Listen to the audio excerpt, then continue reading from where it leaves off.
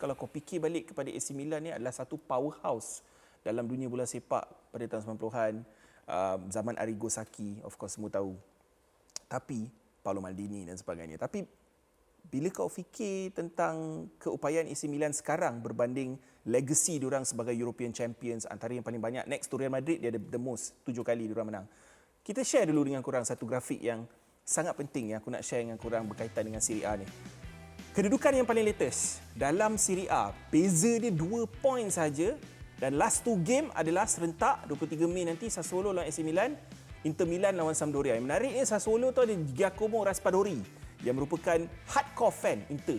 So maybe dia akan buat favor lah. Tapi of course AC, one thing this season Hakim, AC dikenali kekuatan mereka adalah barisan pertahanan mereka dengan hadirnya Fikayo Tomori yang masih lagi tak dapat selection daripada Southgate. Betul. Pierre Kalulu, player yang ibarat unknown ketika di League On ataupun di League One. Datang sekarang ni dia nak naikkan kontrak dia. Betul. Sebab tak silap aku gaji dia 10,000 je ni seminggu. Betul. Dalam konteks professional player 10,000 seminggu tu murah lah. Betul. Sikit lah. Betul. JDT lagi mahal. Player JDT dapat lagi banyak duit daripada Pierre Kalulu main untuk AC Milan. Kau bayangkan? Betul. Kan? So, lepas tu Theo Hernandez. Kau tengok gol dia tu. Eli, kau dah tengok gol Theo Hernandez belum? Kau kena pergi tengok Eli gol tu, lawa gila. Dia ni tunggu masa nak datang IPL. Percayalah cakap aku. Tapi cerita dia, bro, persediaan yang dilakukan oleh Paolo Maldini dan seorang lagi rakan dia di bawah Elliott Management ni adalah sangat menarik sebab dia prepared without breaking the bank. Diorang ada budget. Betul. Kan? Bagaimana kau nampak kejayaan AC Milan pada musim ini? Sebab aku rasa realistik, sebab gol, tak silap aku bukan goal difference tapi head to head diorang dengan Inter pun lagi baik. Betul. Kalau diorang seri pun tak silap aku diorang dah menang title. Betul. Dan sebenarnya kredit perlu diberikan kepada AC Milan bukan saja kepada pemain di atas padang tetapi kepada management AC Milan itu sendiri. AC Milan dia menunjukkan bahawa even after 10 years of nothing, yang mana pernah sampai you are Mr. Champions League. Exactly. You sampai boleh miss after Real Madrid you are the second best. You pernah tak bermain Champions League, you pernah tak bermain di Europa, you lose all the big names dan sampai AC Milan is a joke. It's a joke. The fact yang sebenarnya you boleh revive balik menunjukkan how good was the management. Dan sebenarnya ini kita boleh nampak dengan cara seperti mana klub-klub seperti Dortmund. Bagaimana mereka sebenarnya trying to progress. Betul. It's impossible for them to go against, for Dortmund to go against Bayern Munich because they don't have the buying power. They don't have the money. Dan benda yang sama sebenarnya terpakai kepada AC Milan yang mana management mereka, they don't have one guy calling the shots. They have a committee. Correct.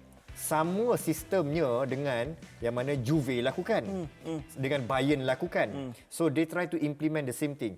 Beza dengan Juve adalah there are so many people actually interrupting. Yang mana all these people even enter into the dressing room, try to get into players, making decisions and whatnot. That's how you can see Paul Nedved in the dressing room. Even though this guy has nothing to do, the president is also in the dressing room. Benda ni tak berlaku dengan AC Milan. Betul. They really trust how the process the club going to grow because they never put themselves in a position or to pressure themselves that they need to win. Betul. But for them, AC Milan dan juga Inter Milan berada di dalam posisi ini untuk memecahkan dominasi yang dilakukan oleh Juventus. Betul. For that reason alone, they deserve all the praise. Betul, sebab kalau kau fikir balik kan, Juve menang, aku rasa dalam 10 tahun dia menang 8 kali. Betul, 8 kali. Kan? Dominasi daripada Juve agak lama. So untuk macam kau cakap lah, untuk memecahkan tradisi itu adalah sesuatu yang cukup besar. Dua tim ni, even Napoli awal season kau nampak macam mana fight yang diorang bawa. Betul. Kan? Napoli this season adalah season yang paling promising diorang berbanding ketika zaman Diego Maradona lah dulu. Betul. Kalau kau fikir balik kan. Sentuh tentang perbezaan AC Milan. Even sekarang, Eli, kalau kau tengok perbezaan yang diorang cuba nak buat, even though Maldini dengan ni kontrak tak sambung lagi, diorang still dah try dapatkan player pengganti. Contohnya untuk squad depth diorang. Diorang dah well prepared. Diorang dah prepared. Diorang tengah usah, tak silap aku, Sven Botman. Lepas tu ada lagi 2 player yang diorang tengah usah, tak silap aku, yang merupakan player untuk next season. Dah fikir dah ke depan. Diorang tak fikir. So, point aku nak cakap kat sini adalah structure diorang dah betul. Betul. So, bagaimana kau nampak ini akan membantu AC Milan untuk season-season akan datang? I think like macam the way Hakim summarize just now was perfect ah. Like bila you ada like tahap kepercayaan yang realistic. Bukan like just because there's a plan, you have to trust the plan. Betul. Tapi they justify it in every single angle. Betul. Why not? I akan sebut benda yang okay, I have to use like Arsenal fans what we hate to hear, trust the process. But you have to trust the process. Like because at the end of the day untuk kelab nak go through apa orang panggil a transitional stage. Betul. Diorang nak, especially bila you dah came from such big era and then like fine you kena melalui downfall and then how do you get yourself back up? Oh, dua lagi player tu yang aku maksudkan adalah Renato Sanchez dengan Divock Origi. Ni lagi dua player yang aku dengar dah tunggu masa je. Origi pun dah agree terms dan sebagainya. So tunggu musim panas je lah untuk dan kredit kena diberikan pada Inter Milan juga. Yang mana Inter Milan before they start the season, Betul. they have a problem with ownership. Yep. With all the debt and all. They have to sell Lukaku. Yes. Yep.